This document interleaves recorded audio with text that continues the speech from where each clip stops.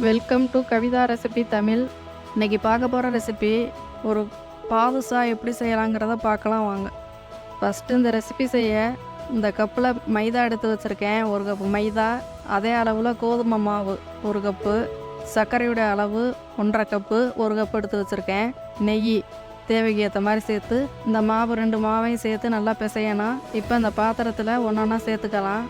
இப்போ இந்த பாத்திரத்தில் இந்த கோதுமை மாவு இது கூட சேர்த்துட்டு இது கூட இப்போ இந்த மைதாவையும் சேர்த்து கூட நல்லா மிக்ஸ் பண்ணிக்கிறலாம். நெய் தேவைக்கு ஏற்ற மாதிரி சேர்த்து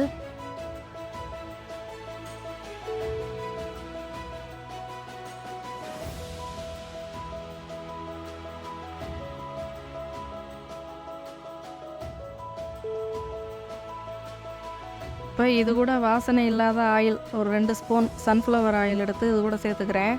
இதையும் சேர்த்து நல்லா சப்பாத்தி மாவு பக்குவத்துக்கு நல்லா இந்த மாதிரி பிசைஞ்சு உருட்டி வச்சுக்கலாம்.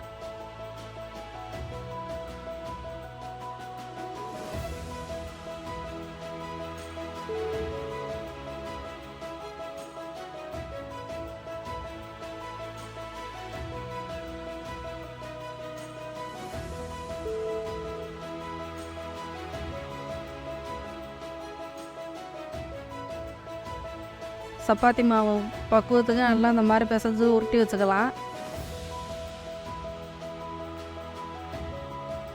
இப்போ இது ஓரமாக இருக்கட்டும். இப்போ சர்க்கரை பாகு ரெடி பண்ணிக்கிடுவோம். கடாய் எடுத்துக்கோங்க. கடாய் நல்லா சூடானோன்னா சர்க்கரை 1.5 கப்பு சர்க்கரை இது கூட சேர்த்து தண்ணி இது மூழ்கிற அளவுக்கு தண்ணி சேர்த்து நல்லா குலோப்ஜாமுக்கு நம்ம எப்படி சர்க்கரை பாகு எடுப்போம், குலோப்ஜாம் செய்கிறதுக்கு நம்ம சர்க்கரை பாகு எடுப்போம்ல, அது மாதிரி தான். இப்போ இந்த மாதிரி சர்க்கரையை நல்லா இது கூட சேர்த்துட்டு இதுக்கு மூழ்கிற அளவுக்கு தண்ணி சேர்த்து நல்லா அந்த சர்க்கரை கரையும் வர மாதிரி கிளறிக்கிட்டே இருக்கணும். ஒரு கம்பி பதம் வர்றதுக்கு முன்னாடி ஸ்டேஜில் இதை ஆஃப் பண்ணணும். அது வரையும் இந்த மாதிரி கிளறிக்கிட்டே இருக்கணும். இப்போ அந்த சர்க்கரை முழுமையாக கரைஞ்சி ஒரு கம்பி பதம் வர்றதுக்கு முன்னாடி இப்போ ஃபுட் கலர் சேர்த்துக்கலாம். நல்லா அதையும் நல்லா மிக்ஸ் பண்ணிக்கோங்க. ஏலக்காய் பவுடர் வாசனைக்கு ஏலக்காய் பவுடர் சேர்த்துக்கோங்க. அதையும் சேர்த்து ஸ்டவ்வை சிம்மில் வச்சுட்டு இந்த மாதிரி தண்ணி கொதிஞ்சு நல்லா அந்த கரைஞ்சி எல்லாமே நல்லா மிக்சிங் ஆகி ஒரு திக்காக வர அளவுக்கு இருக்கட்டும். இப்போ இந்த மாவு பிசைஞ்சு ஒரு 10 நிமிஷம் ஆயிடுச்சு. இது ஆப்ப சோடா ஒரு 1/4 டீஸ்பூன் இது கூட சேர்த்து இந்த மாவு கூட சேர்த்து நல்லா மிக்ஸ் பண்ணிக்கோங்க. முன்னாடியே சேர்த்துருக்கணும், பிசைகிறதுக்கு முன்னாடி நான் சேர்க்க மறந்ததுனால இப்போ சேர்த்துக்கிறேன். எல்லாத்தையும் நல்லா மிக்ஸ் பண்ணிக்கோங்க. இந்த மாதிரி இப்போ ஒன்றா உருண்டையாக பிடிச்சி எடுத்துக்கலாம். இப்போ எப்படி குலோப் ஜாமுக்கு நம்ம உருண்டையாக எடுத்து உருட்டுவோமோ அதே மாதிரி தான் இதையும் நல்லா உருண்டையாக உருட்டி ஒன்றா எடுத்து வச்சுக்கோங்க.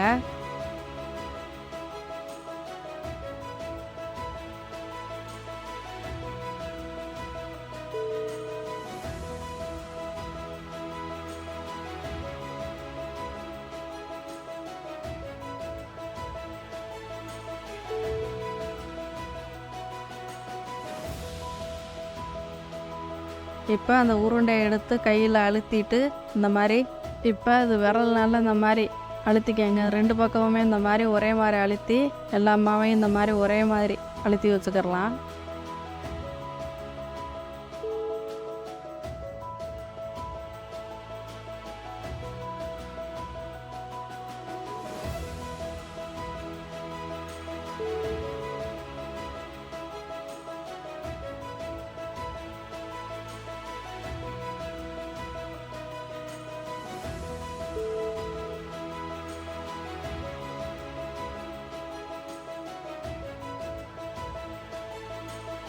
இப்போ இந்த பக்கம் சக்கரைப்பாகு ரெடி ஆகிட்டு இருக்கு. இன்னொரு அடுப்பில் நம்ம இதை பிணையில் அப்படியே பொரிச்சு எடுத்துக்கலாம்.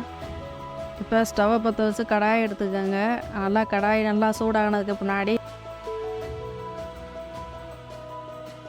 எண்ணெய் சேர்த்துக்கோங்க. தேவைக்கு ஏற்ற மாதிரி நீங்கள் எவ்வளோ செய்கிறீங்களோ அதுக்கு ஏற்ற மாதிரி எண்ணெய் சேர்த்துக்கோங்க. நான் இந்த அளவு சேர்த்துருக்கேன். இப்போ எண்ணெய் காய்கிறதே ரொம்ப முக்கியம். வடைக்கு மாதிரி ரொம்ப சூடாகிடக்கூடாது. மிதமான சூட்டில் இதை பொரிச்சு எடுக்கணும். இப்போ எண்ணெய் லேசாக சூடாகிடுச்சு. இப்போ இதை ஒன்றா சேர்த்துக்கலாம். இப்போ இந்த பாதுஷா 3 பாதுஷா இது கூட சேர்த்துக்கிறேன். அப்படியே அடியில் அந்த எண்ணெய்க்கு அடியில் போயிடும், அப்படி மேலே அடிக்காது. அது தானாக ஸ்டவ்வை லோ ஃப்ளேமில் வச்சுக்கோங்க. தானாக பொரிஞ்சு மேலே வர ஸ்டேஜில் தான் நம்ம திருப்பி போடணும். ஒரு 2 நிமிஷம் அப்படி விட்டுருங்க எண்ணெயில்.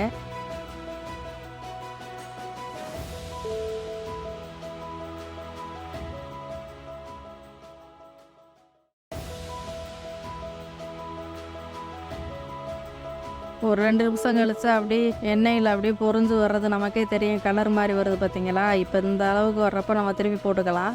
இப்போ 2 பக்கமும் மாற்றி மாற்றி இந்த மாதிரி திருப்பி இந்த மாதிரி வேக வச்சுட்டு நம்ம தட்டில் மாற்றி எடுத்து வச்சுக்கோங்க. அப்போ கம்மி பண்ணி தான் வச்சுருக்கோன்னா.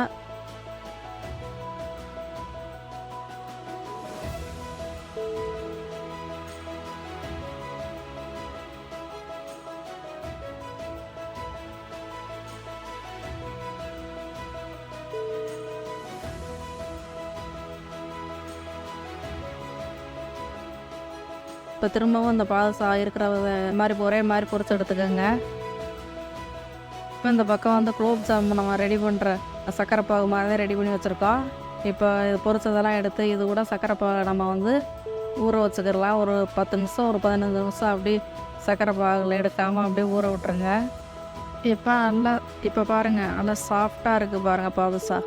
ஒரு சுவையான ஒரு பாதுஷா ரெடி.